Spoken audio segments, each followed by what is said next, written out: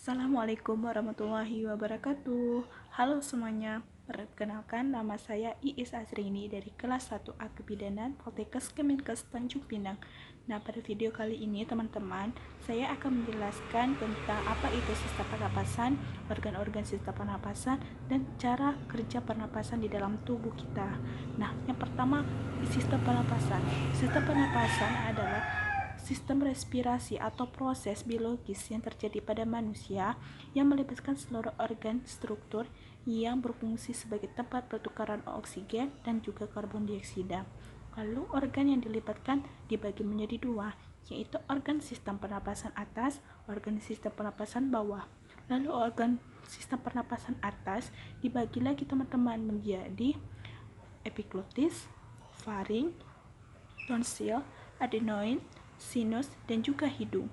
Lalu organ pernapasan sistem bawah dibagi lagi menjadi laring atau kotak suara, trakea atau batang tenggorokan, tulang rusuk, paru-paru, pleura, alveoli, bronkiolus, tabung bronkial, dan juga diafragma. Lalu apa saja penjelasan mengenai organ-organ tersebut? Nah, mari kita jelaskan satu persatu ya teman-teman. 1. Hidung. Hidung adalah gerbang utama masuk dan keluarnya udara saat kita bernapas. Di dalam dinding hidung terdapat rambut-rambut kecil atau rambut-rambut halus yang dinamakan silia. Fungsi dari silia ini adalah teman-teman menyaring kotoran dari udara yang kita hirup. Lalu ada juga sinus. Sinus adalah rongga udara yang ada di dalam tulang tengkorak. Letak sinus ini ada di belakang hidung, di dekat tulang pipi, di antara mata, serta di tengah dahi. Lalu apa fungsi sinus?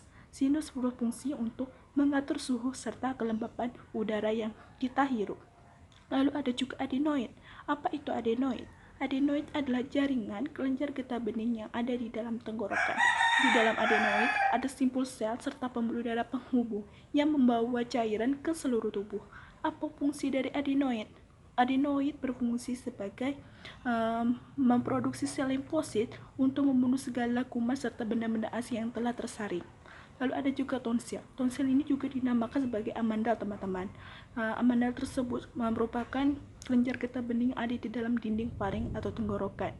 Nah, ada juga faring nih, teman-teman. Faring ini adalah tenggorokan bagian atas yang merupakan tabung yang di belakang mulut dan lidah yang dihubungkan ke pernapasan trakea.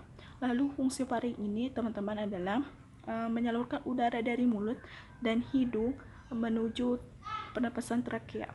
Lalu ada juga epiglotis.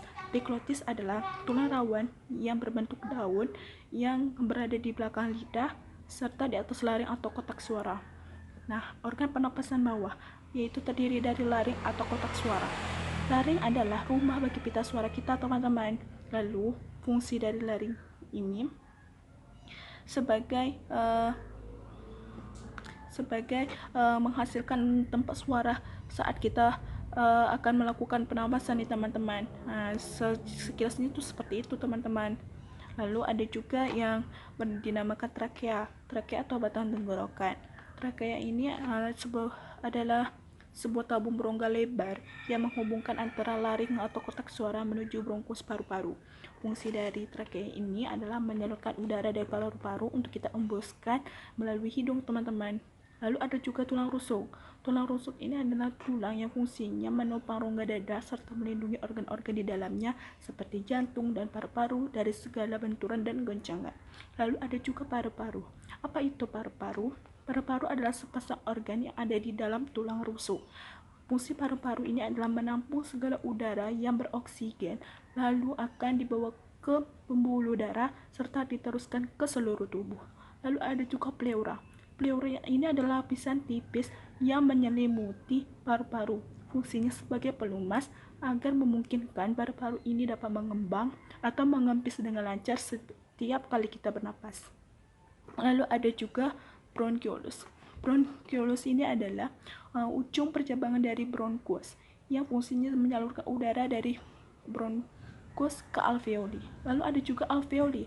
Alveoli adalah kantung-kantung kecil udara yang fungsinya sebagai tempat pertukaran oksigen dan juga karbon dioksida. Dan ada juga tabung bronkial.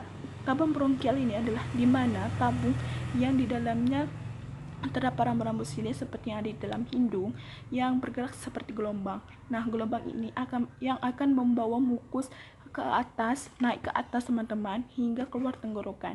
Apa itu mukus? Mukus adalah dahak, cairan, atau walaupun lendir yang fungsinya sebagai pencegahan dari benda-benda asing, kuman, ataupun debu lainnya yang bisa membuat paru-paru kita terinfeksi agar tidak masuk ke dalam paru-paru teman-teman.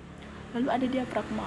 Apa itu diafragma? Diafragma adalah otot kuat atau dinding kuat yang memisahkan antara rongga dada dan juga rongga perut. Lalu bagaimana sistem cara kerja proses pernapasan pada manusia terjadi? Proses pernapasan pada manusia dimulai pada saat kita menghirup udara yang akan masuk melewati hidung. Nah, sudah masuk ke hidung, akan mengalir masuk ke dalam tenggorokan. Dan di saat bersamaan teman-teman, saat kita menarik nafas, rongga diafragma atau otot-otot yang ada di dalam tulang rusuk itu akan mengecil sehingga menciptakan ruang kosong di dalam rongga dada yang ditujukan agar paru-paru bisa menarik oksigen dengan leluasa. Nah, setelah masuk ke dalam tenggorokan, udara juga akan melewati laring dan juga trakea. Nah, sudah sampai ke trakea teman-teman, udara akan diteruskan sampai ke ujung trakea. Setelah udara berada di ujung trakea, udara akan dialirkan ke masing-masing paru-paru, baik di paru-paru kiri ataupun di paru-paru kanan. Nah, di dalam paru-paru teman-teman ada ujung percabangan yang dinamakan bronchiolus.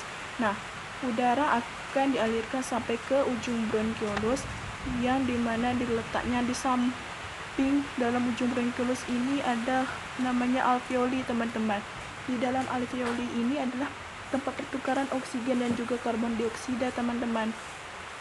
Nah, di dalam alveoli ini oksigen akan masuk melewati membran serta masuk ke dalam pembuluh darah kapiler. Nah, sebaliknya karbon dioksida akan masuk ke dalam alveoli dan meninggalkan pembuluh darah kapiler. Nah, pada saat pertukaran tersebut teman-teman di alveoli, rongga dada yang sebelumnya atau rongga diafragma yang sebelumnya melonggar atau mengecil sekarang akan terbuka kembali sehingga memungkinkan karbon dioksida akan digerakkan secara naik, lalu selanjutnya akan diembuskan oleh paru-paru melewati hidung. Nah, lalu begitulah teman-teman mekanisme sistem pernapasan yang terjadi pada manusia.